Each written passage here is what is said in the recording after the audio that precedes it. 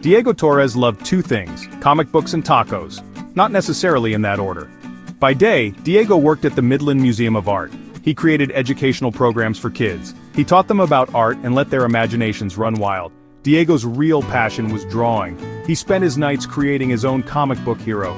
Diego dreamed of a hero who was strong and brave. This hero would protect the innocent. He would fight for justice. In Diego's mind, this hero was also a reflection of his own heritage. He would wear a costume inspired by the colors of the Mexican flag. He would have a name that commanded respect and fear in both English and Spanish: El Supremo. When he wasn't drawing, Diego could be found at his favorite spot in Midland Abbot's Comics taco truck. Abbot's was more than just a food truck. It was a community hub. It was a place where people from all walks of life came together. They talked, laughed, and of course devoured delicious tacos. Diego loved Abbot's. He loved their tacos, especially the special spicy beef. Little did he know his life was about to change forever thanks to one very special taco. Abbot's Comics taco truck was a Midland institution. It was parked permanently in the lot of a closed-down drive-in movie theater. Abbot, the owner, was a large man with a heart of gold and a booming laugh. He knew everyone by name. He loved to talk comics with Diego. Abbot was a bit of a mad scientist in the kitchen. He was always experimenting with new flavors and ingredients. He searched for the perfect taco. He wanted to create something truly special.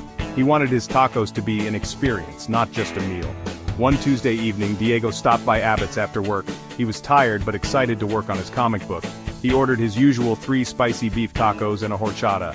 "Hey Diego, my boy, try this, tell me what you think." Diego looked down at his tacos. Something was different. One of the tacos had a green sauce drizzled over it. It shimmered under the fluorescent lights. "What's this, Abbot?" Diego asked, eyeing the glowing sauce with suspicion. Abbot chuckled. "Just a little something I've been working on, a secret ingredient. Consider it a gift from my favorite artist." Diego hesitated. He was adventurous when it came to food, but this was different. The sauce seemed to pulse with an inner light. He shrugged, figuring it was some new kind of hot sauce. He took a bite. The flavor was unlike anything Diego had ever experienced. It was spicy, sweet, and tangy all at the same time. It was like a party in his mouth. And then, he felt it. A surge of heat coursed through his body. It wasn't a burning, painful heat, it felt good. It felt like energy. It felt like power. Diego stumbled back from the counter, clutching his stomach. "Abbot!" he gasped. "What was in that sauce?" Abbot's eyes widened. "Whoa, Diego, you okay?" "Maybe I added a little too much chili powder." Diego didn't answer. He felt strange, different. He felt strong.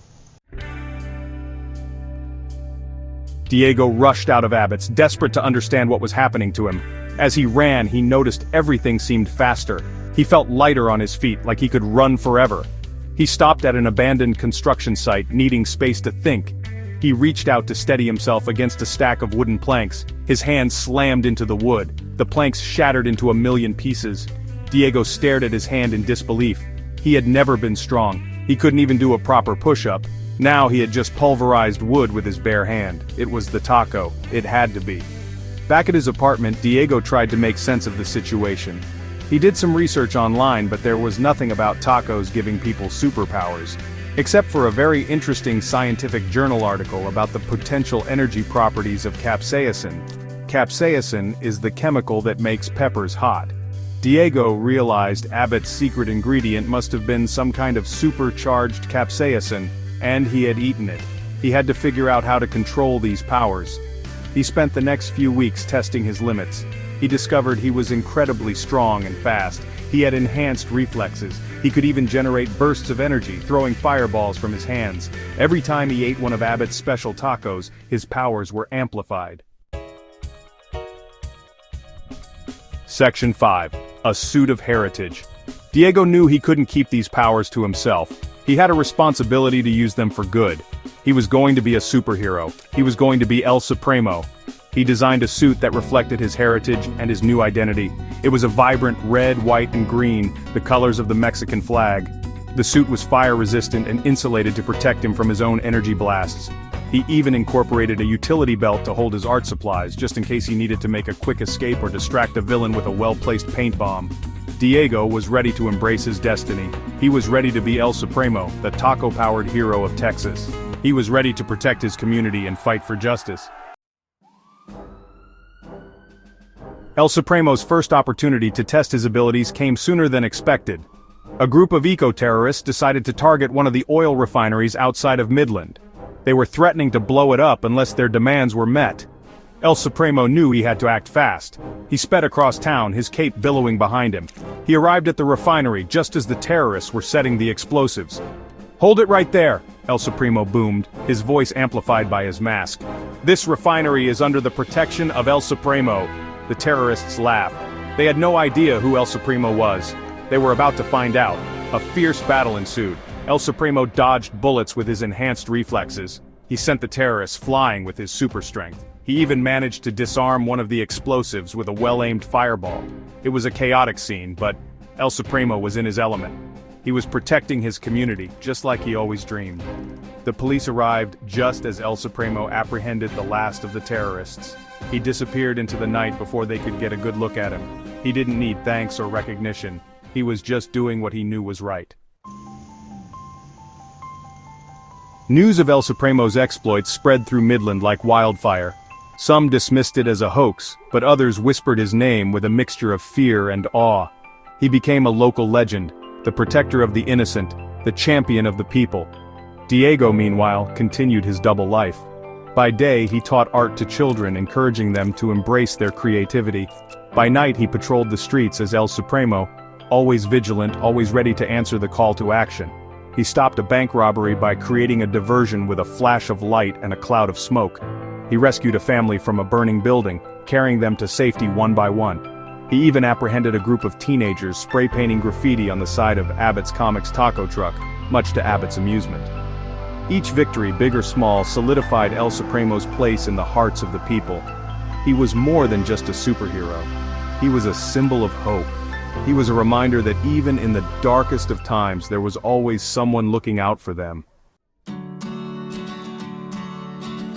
Being El Supremo wasn't always easy. It took a toll on Diego.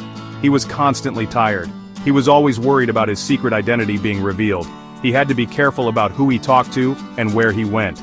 There were times when he felt overwhelmed, like he couldn't handle the pressure of being a superhero. But then he would see the look on a child's face when they saw El Supremo. He would hear the whispers of gratitude from people he had helped.